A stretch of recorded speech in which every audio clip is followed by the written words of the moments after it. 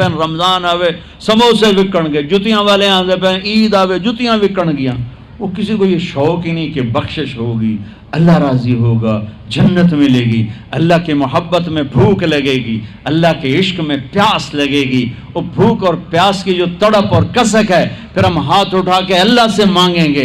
ہم کہیں گے یا اللہ، تو عرش کے دروازوں تک میری پکار جائے گی، ساتوں آسمان میری پکار سے گونج اٹھیں گے. مجھے یقین ہے کہ میرا اللہ کہتا ہے، میرا نبی فرماتے ہیں کہ اللہ رمضان میں سارے آسمان کے فرشتوں سے فرماتا ہے روزے رکھنے والوں کی دعا پر آمین کہو.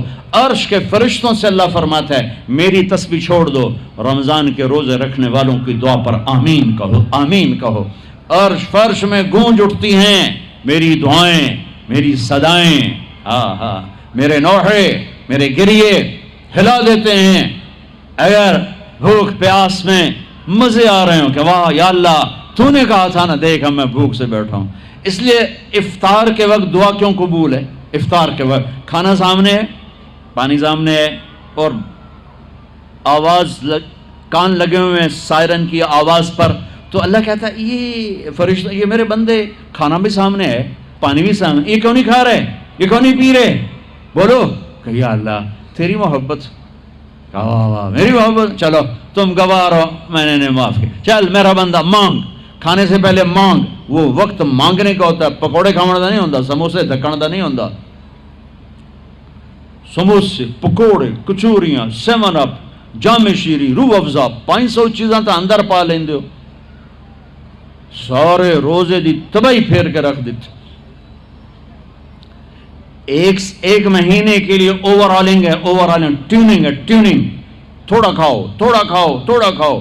ٹھنڈے شربت مت پیو، ٹھنڈے شربت مت پیو افطاری کے وقت. بعد میں پینا تو پی لو، این افطاری کے وقت اپنے اوپر ظلم مت کرو. سارے دن کا انجن گرم ہے، ایک دم اس کے اوپر برف پھینکتے ہو. تھوڑی دیر صبر کر کے سادہ پانی پی لو، نماز پڑھ لو، پی لو، جام شیری پیو، 7 اپ پیو، جو مرضی پیو، ٹھنڈا پیو، گرم پیو، جو مرضی پیو. لیکن این روزے کے وقت بچو تلی ہوئی چیزوں سے، کراری چیزوں سے، مسالے دار چیزوں سے، ثقیل چیزوں سے بچو.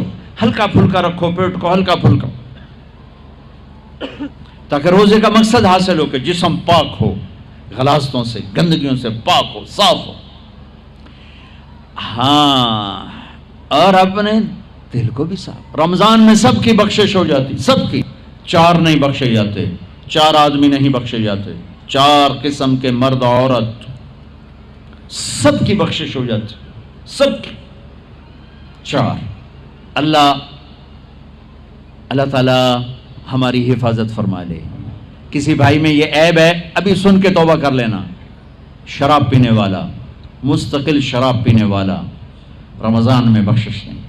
ماں باپ کا نافرمان، ماں باپ کا نافرمان، بخشش نہیں. ماں باپ کے نافرمان کے لیے تو میرے نبی نے کہا کہ اللہ ہر گناہ کی سزا موت کے بعد دے گا. ماں باپ کے نافرمان کو یہیں سے شروع کرے گا اور آگے تک لے کے جائے گا. یہاں بھی سزا دے گا اور آگے بھی سزا دے گا. صرف ایک گناہ دنیا میں ایسا ہے، کفر شرک کی سزا بھی موت کے بعد. زنا، شراب، جوئے کی سزا سود کی موت کے بعد ہے. ایک گناہ ماں باپ کی دل آزاری، دل دکھانا، اللہ یہاں سے یہ سزا شروع کرتا ہے اور آخر تک پہ چلاتا ہے اس کو. میرے نبی سے پوچھا گیا یا رسول اللہ قیامت کب آئے گی؟ آپ نے کہا اللہ کو پتہ ہے.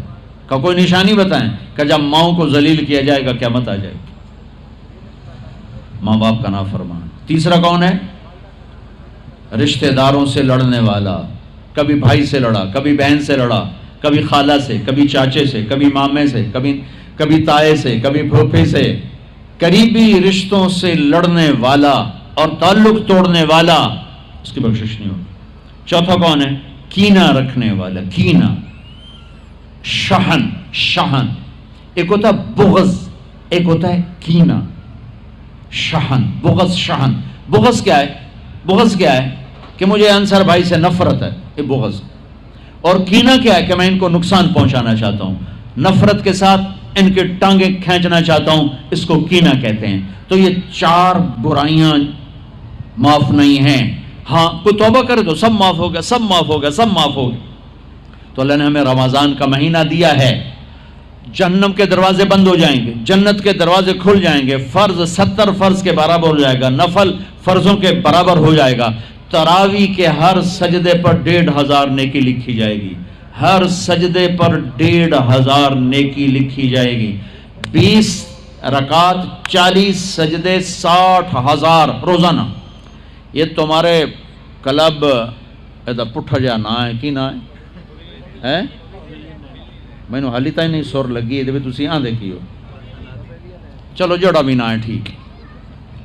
یہ بہت بڑا کلب مجھے نظر آیا۔ یہ یہاں باہر ایک چھوٹا سا پرچہ لگا دیں کہ جو یہاں آ کے تراویح پڑھے گا ہر سجدے پر اس کو 150 روپیہ دے، 150 چھوڑو 15 روپے دیے جائیں، ہر سجدے پہ 15 روپے دیے۔ ایتھے ویکھا جی لڑائیاں کیویں ہوندیاں، اے سارے پوترے دادیاں نو چاہتے لے آون گے، دو ترے نانیاں نو چاہتے، نانی ٹر اج تراویح تینوں پڑھاون،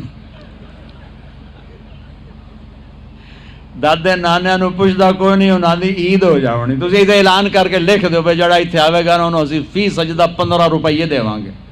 ایتھے پھر چھوٹے ویکھے جے کیویں چل دے۔ او میرے نبی، او میرے نبی، او میرے محبوب، او میرے پیارے اور میرے اللہ کے پیارے دلارے راج دلارے، وہ کہہ رہے ہیں او میری امت 1 گھنٹہ لگا لو، 1 گھنٹہ 40 سجدے، ہر سجدے پہ 1500 نیکی، 60,000 نیکیاں، اور ہر سجدے پر جنت میں ایک سرخ یاقوت کا محل، اور ہر سجدے پر جنت میں ایک درخت جس کے نیچے 100 سال گھوڑا دوڑ سکتا ہے۔ اتنے تھوڑے وقت میں اتنی کمائی۔ اب 8 تراویح پڑھ کے آدھی مسجد خالی جا رہے، کتنے جا رہے ہو، کی کرن جا رہے ہو، کوئی کام نہیں، 8 پڑھ کے جوتا اٹھا کے جا رہے ہیں۔ اے بھائی پڑھ دو، سال کے بعد آیا ہے موقع اللہ سے لینے کا، اور ہر سجدے پر یہ کچھ اللہ دے رہا ہے۔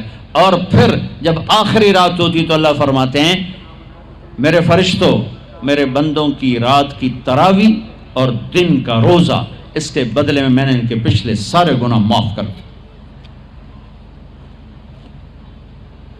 اور آسمان پہ ایک فرشتہ اعلان کرتا ہے یا باغ الخیر ابشر و اقبل، اے بھلائی کے چاہنے والے آگے بڑھ خوشخبری ہو، اور اے برائی کے کرنے والے بس کر اور واپس ہو۔ اور اللہ کا عرش مستقل پہلے آسمان پہ آ جاتا ہے، عرفات کے دن صرف عرفہ کے دن پہلے آسمان پر، لیکن رمضان میں پورا رمضان عرش پہلے آسمان پر۔